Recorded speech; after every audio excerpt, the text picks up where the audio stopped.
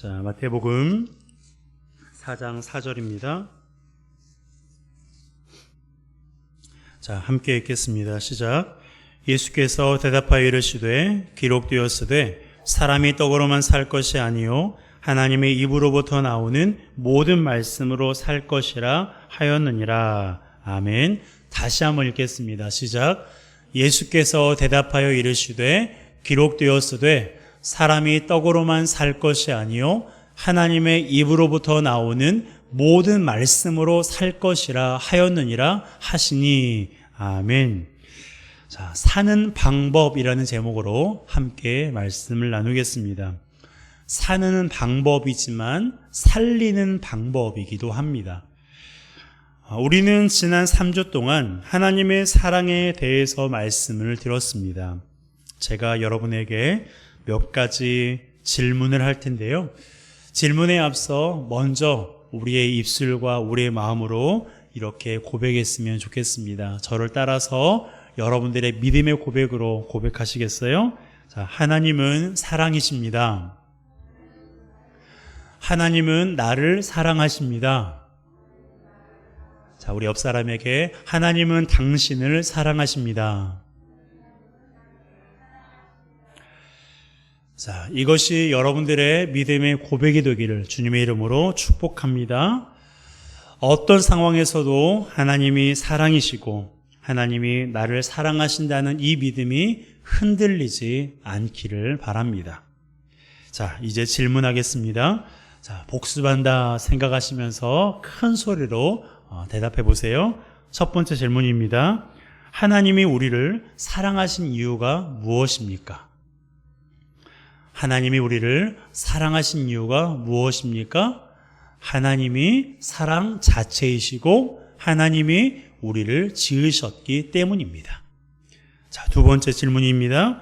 우리를 향한 하나님의 사랑의 방식은 무엇입니까? 자, 자기의 독생자를 세상에 보내셔서 십자가에 죽게 하셨어요. 그것이 우리를 사랑하신 하나님의 사랑의 방식입니다. 자, 마지막 질문이에요. 하나님께서 우리를 향한 사랑의 목적은 무엇입니까? 사랑의 목적이 뭐예요? 예수 그리스도로 말미암아 우리를 살리시기 위해서. 예수 그리스도로 말미암아 우리를 살리시기 위해서 우리를 사랑하신 거예요.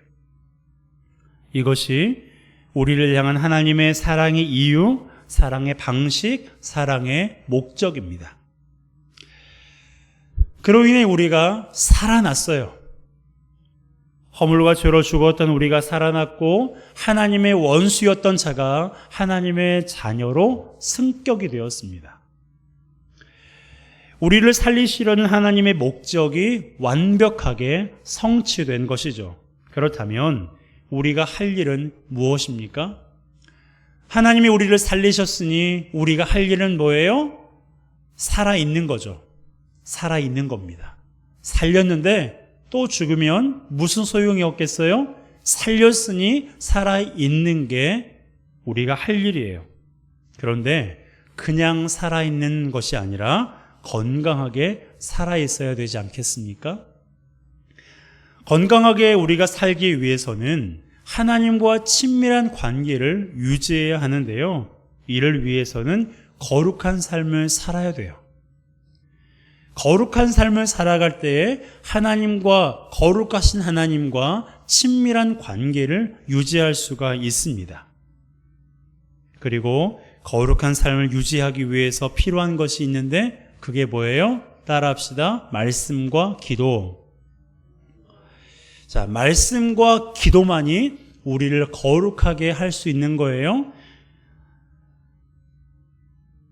오직 하나님의 말씀 그리고 기도만이 우리를 거룩하게 하고 우리가 거룩할 때 하나님과 친밀한 관계를 유지할 수가 있는 것입니다. 기도에 대해서는 다음에 나누기로 하고요. 오늘은 말씀에 대해서만 함께 나누고자 합니다. 성경은 말씀대로 살아가는 것이 어떤 것이고 그렇게 살아갈 때 우리의 영과 육이 살 거라고 명확하게 말씀하고 있는데요. 첫 번째로 말씀대로 살아가는 것이 어떤 것이냐? 바로 사랑하는 것입니다. 사랑하면 살 거라고 하나님께서 말씀하셨어요. 자, 누가복음 10장 27절 28절입니다. 함께 읽습니다. 대답하여 이르되 내 마음을 다하여 목숨을 다하며 힘을 다하며 뜻을 다하여 주 너의 하나님을 사랑하고 또한 내 이웃을 내 자신같이 사랑하라 하였나이다.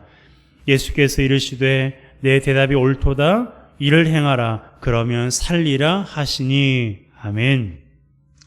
이것은 율법교사와 예수님의 대화인데요.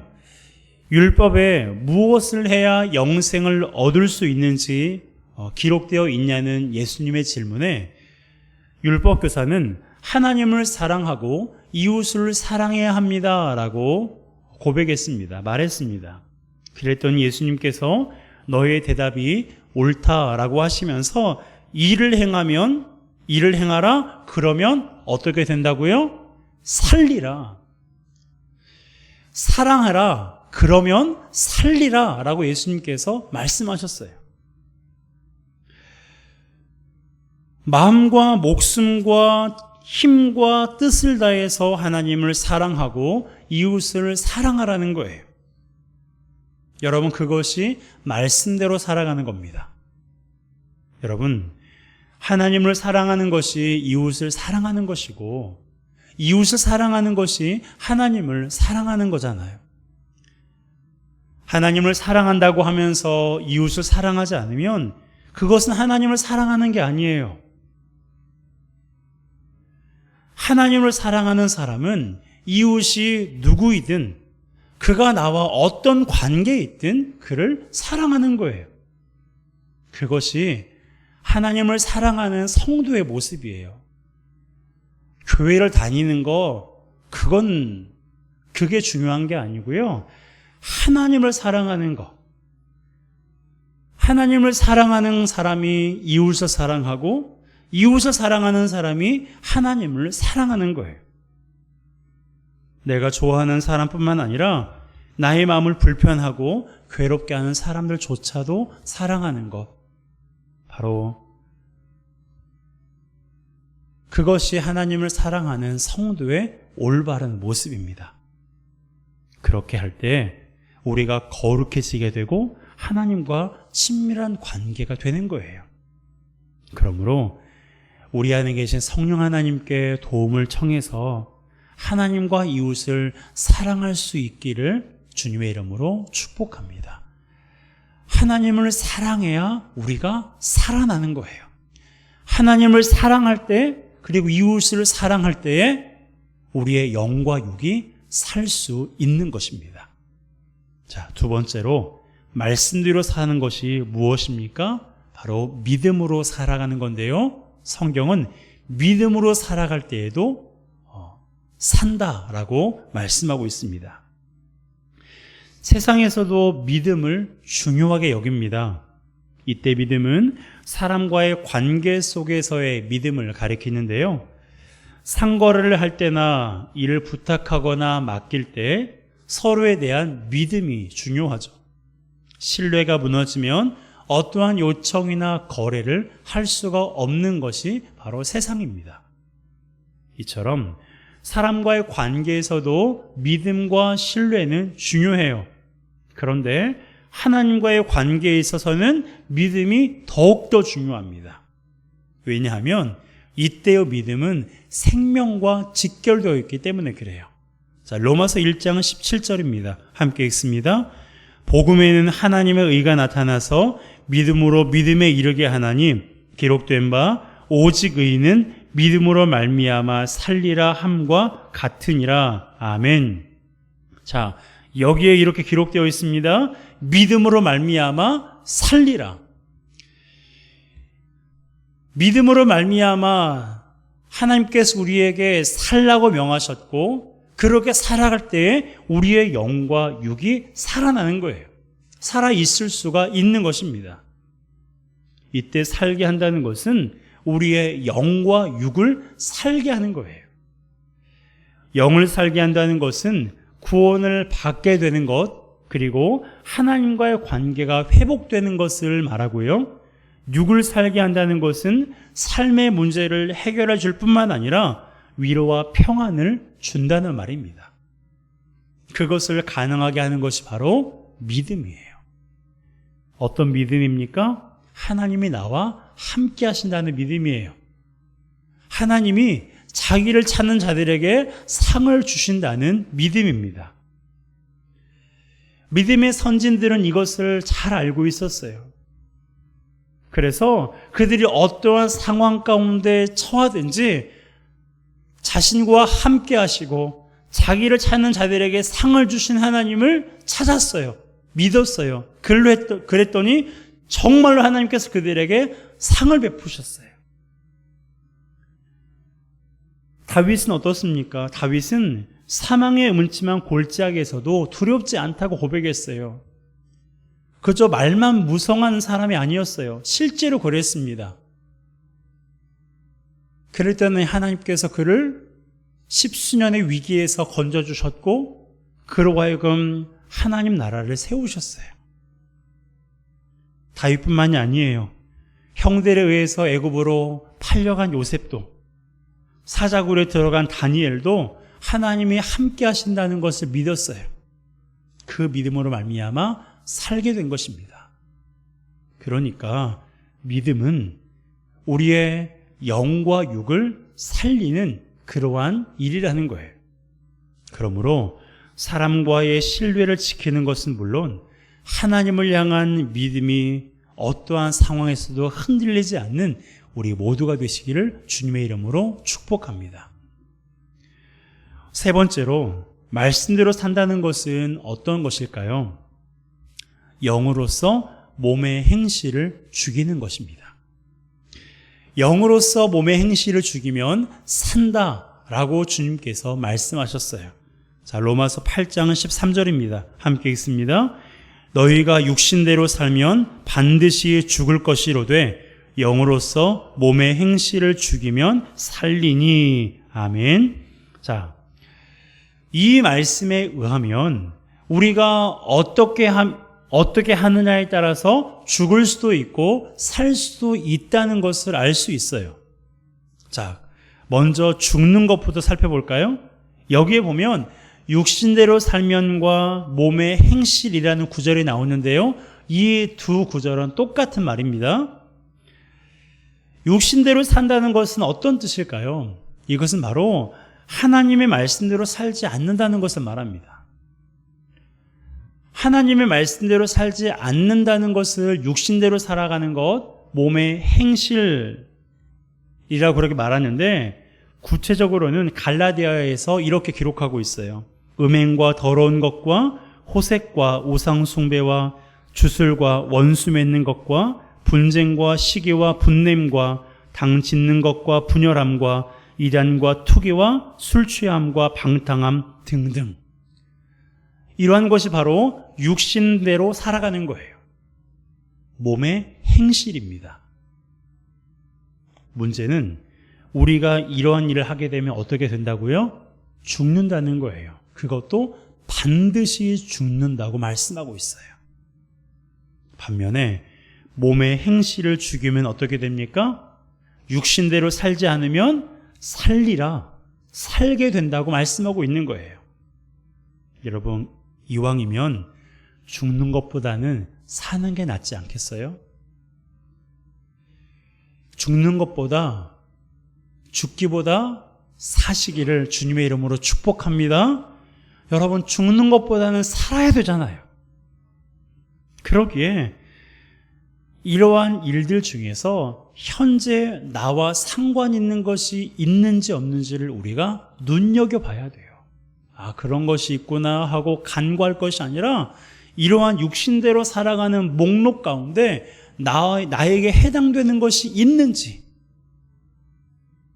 그것을 우리가 찾고 발견해야 돼요. 그리고 나서 어떻게 해야 돼요? 발견하면 당장 멈춰야 돼요. 당장 멈춰야 돼요. 멈추지 않으면 반드시 죽거든요. 반면에 멈추면 우리의 영과 육이 살게 되는 것입니다. 여러분, 몸의 행실을 죽이고 살게 하시는 하나님을 경험하시기 바랍니다. 육신대로 살아가는 것을 중단하시고 하나님께 더 가까이 나아가는 우리 모두가 되시길 바랍니다. 그래야 거룩하신 하나님께 우리가 더욱더 친밀한 관계를 살아갈 수가 있는 것입니다. 자, 마지막으로 말씀대로 살아가는 것은 어떤 것일까요? 바로 복음으로 살아가는 걸 말해요. 복음으로 말미암아 산다라고 말씀하고 있는데요. 고린도전서 9장 14절입니다. 함께 읽습니다.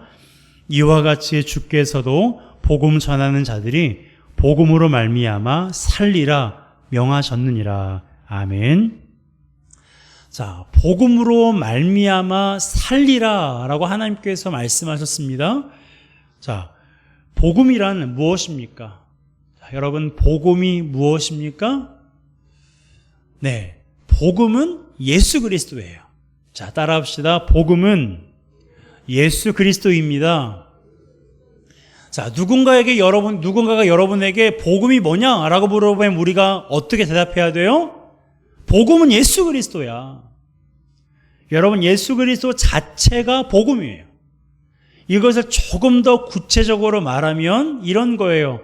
예수 그리스도께서 나의 죄를 사하시기 위해 십자가에 죽으시고 부활하신 것. 이것이 복음입니다. 초대교회 성도들은 이것만 전했어요. 예수 그리스도께서 나의 죄를 사하시기 위해 이 땅에 오셔서 십자가에 죽으셨고 부활하셨다라는 것을 전했습니다. 이것이 복음이었거든요. 그랬더니 어떤 일이 일어났습니까? 복음을 받아들인 사람은 살아나고 복음을 받아들인 지역이나 그리고 나라는 살아났지만 그렇지 않은 사람들은 살아나지 못했어요. 여러분, 복음이 들어간 사람은요, 살 수밖에 없습니다. 복음이 들어간 지역이나 나라도요, 살아날 수밖에 없는 거예요. 그 증거가 이곳에 있잖아요. 바로 여러분 한 분 한 분이 복음의 증거 아닙니까? 복음을 받아들이기 전과 후에 여러분들의 삶을 한번 돌아보세요. 다르긴 달라도 분명 달라졌을 겁니다. 저도 달라졌어요. 여러 번 말씀드렸기 때문에 오늘은 말씀드리지 않지만 복음을 받아들인 그 순간부터 저의 삶에 많은 변화들이 있었어요. 그렇다고 완벽한 사람이 된 것은 아니지만 사람과 사물을 바라보는 관점이 달라졌고요. 인생을 사랑하는 목적이 달라졌고 생각이 달라졌어요. 여러분들의 삶도 아마 그럴 겁니다. 복음을 받아들이기 전과 후에 나의 어떤 경제적인 형편, 그리고 사람과의 관계, 그런 것들이 어쩌면 그대로 있을 수 있지만 분명 그러한 문제를 가지고 우리가 기도하고 하나님 앞에 간구할 때 하나님께서 그러한 변화까지도 우리 삶에 분명히 있게 하실 줄로 믿습니다. 그뿐만 아니라 예수 그리스도를 믿기 전과 후에 나의 삶을 돌아보면 여러분 분명한 그런 차이가 있다는 것을 아실 거예요. 그리고 이 나라가 130년 전에 복음이 이 땅에 들어왔을 때 그 전과 후를 비교해 보면 130년밖에 되지 않은 이 짧은 시간 동안 얼마나 많은 변화가 이 땅에 있었는지 모릅니다. 그것을 역사가 증명해 주고 있잖아요. 여러분, 또한 바울의 삶이 그것을 분명하게 우리에게 보여주고 있는데요. 바울이 예수님을 받아들이기 전에는 잘못된 신앙관을 가지고 있었어요. 그래서 예수 믿는 사람들을 잡아서 옥에 가두기도 하고 죽이기도 했어요. 그런 바울에게 예수님께서는 왜 자기를 박해하냐며 그렇게 바울을 꾸짖기도 하셨습니다. 하지만 그가 예수님을 받아들인 후에는 어떻게 되었습니까? 이전과는 비교할 수 없을 만큼 완벽하게 달라진 사람이었어요. 예수 그리스도를 전하며 살았을 뿐만 아니라 세상의 만족이 아닌 주님으로 인해 만족하는 삶을 살았어요. 이처럼 복음은 사람을 살게 해요. 육적으로 죽어가는 사람을 살리기도 하고 영적으로 죽었던 사람을 살리기도 하는 것이 바로 복음입니다. 복음이 들어가는 곳마다 생명의 역사가 일어난다는 사실을 기억하시기 바랍니다. 그러므로 우리 자신뿐만 아니라 우리의 가정과 직장, 학교, 학원이 우리로 말미암아 복음이 들어가고 그로 인하여 살아나는 역사가 있기를 주님의 이름으로 축복합니다. 여러분, 말씀대로 산다는 것은 사랑하는 거예요. 말씀대로 산다는 것은 믿음으로 살아가는 것이고 몸의 행실을 죽이는 것이고 복음으로 살아가는 것입니다. 그렇게 살 때 하나님이 우리를 어떻게 하신다고요? 하나님이 우리를 살리신다는 거예요. 하나님만이 우리를 통해서 우리의 공동체를 살리시는 것입니다. 아무리 애를 써도요, 우리 자신이 살아날 수 있는 방법, 우리 공동체가 사는 방법은 한 가지뿐이에요. 말씀대로 살아가는 것. 사랑하고 믿음으로 살아가는 것, 몸의 행실을 죽이고 복음으로 살아갈 때 우리 개인과 공동체가 살 수가 있는 것입니다. 그러므로 오늘 본문의 말씀대로 세상에 주는 떡으로만 살지 말고 하나님의 입으로부터 나오는 말씀으로 살아가는 우리 모두가 되시길 바랍니다. 썩어질 것에 우리의 마음을 두지 말고 우리의 기대와 소망을 두지 말고 썩지 않을 영원하고 전능하신 하나님 예수 그리스도께 우리의 기대와 소망과 우리의 삶을 오롯이 맡기는 우리 모두가 되시길 바랍니다. 그래서 먼저 우리가 살아나고 우리를 통해 우리의 가정과 직장과 학교와 학원이 그리고 이 나라와 열방이 살아나는 그 놀라우신 하나님의 은혜를 경험하는 우리 모두가 되시기를 주님의 이름으로 축복합니다. 이 시간 우리 함께 찬양하기로 합니다. 주 품에 품으소서 능력의 팔로 나를 덮으소서. 함께 찬양하겠습니다.